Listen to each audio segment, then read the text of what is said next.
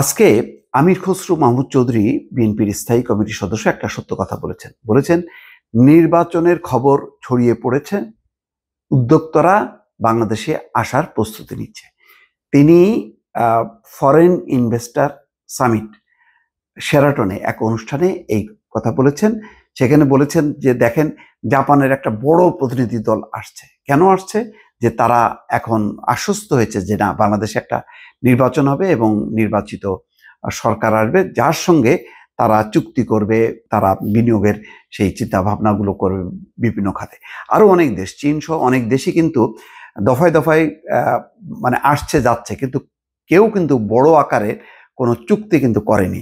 এটা কিন্তু সত্য যে কোনো দেশ একটা পার্মানেন্ট গভর্নমেন্ট ছাড়া তারা চুক্তি করে না।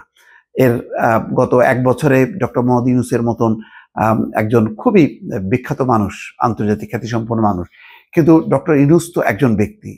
তিনি তো এমন না যে তিনি 5 বছর থাকবেন। একটা মানে সাংবিধানিক একটা সরকার, একটা শাসনতান্ত্রিক মানে নিয়মিত সরকার ডক্টর মোহাম্মদ ইউনূস না। এটা হচ্ছে বাস্তবতা। ফলে এইরকম অবস্থায় কোনো তত্ত্বাবধায়ক সরকার বলেন, ইভেন 1-11-এর সময় চিন্তা করেন, 1-11-এর সময় কোনো বিনিয়োগ আসেনি। বরং 1-11-এর সময় আর একটা ভয়ঙ্কর ঘটনা ঘটেছিল। মধ্যপ্রাচ্য পর্যন্ত বাংলাদেশ থেকে লোক নেওয়া বন্ধ করছে। তারাও মনে করে যে এই যে তখন মঈনুদ্দিন ফখরুদ্দিনের সরকার, এটা হচ্ছে সাময়িক সরকার, এই সরকার সঙ্গে আমরা কোনো চুক্তিতে যাব না।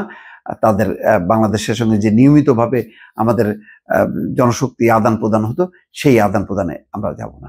তো এখন তো সেই একই অবস্থা।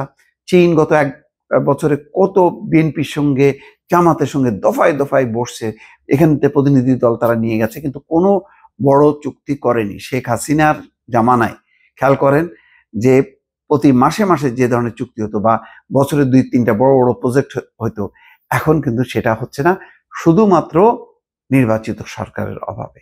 সুতরাং এই নির্বাচনটা আমি বারবার বলি, তখন অনেকেই রাগ করেন যে আমি মনে হয় ডক্টর মোহাম্মদ ইউনূসকে দেখতে পাই না। না, ডক্টর মোহাম্মদ ইউনূসের অবস্থান অনেক উপরে, এবং আমি এই কথা বলতে পারি যে আগামী দিনে যারাই ক্ষমতা আসুক না কেন, তারা কিন্তু ডক্টর মোহাম্মদ ইউনূসকে ছাড়বে না। তারা বাংলাদেশের জন্য বিশেষ দূত হিসাবে এমন একটা সম্মানে ডক্টর মোহাম্মদ ইউনূসকে রাখবে যে ডক্টর মোহাম্মদ ইউনূস যাতে দেশের জন্য বা সরকারের জন্য, মূলত দেশের জন্য যাতে কাজ করতে পারেন, সেই সুযোগটা বিএনপি আসুক ক্ষমতায়, জামাত আসুক ক্ষমতায়, তারা কিন্তু সেটা করে দেবে।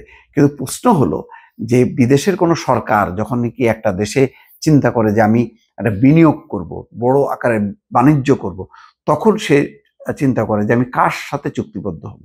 পরবর্তী সরকার এসে যদি বাতিল করে দেয় এই বিনিয়োগ চুক্তি, তো সেই কারণেই তারা মানে পার্মানেন্ট ইলেক্টেড গভর্নমেন্ট ছাড়া সাধারণত চুক্তিতে আসতে চায় না। সেটা চীন বিবেচনা করুক বা জাপান বিবেচনা করুক। তো এখন আমির খসরু মাহমুদ চৌধুরী বলছেন, যেহেতু বাংলাদেশে এখন নির্বাচন হবে, সুতরাং এখন বিদেশি বিনিয়োগকারীরা বা দেশগুলো যারা বাংলাদেশের সঙ্গে বিনিয়োগ করতে চায়, তারা কিন্তু এখন নড়ে চড়ে বসছে এবং তারা খবর ছড়িয়ে পড়েছে এবং তারা এখন বাংলাদেশে আসার প্রস্তুতি নিচ্ছে।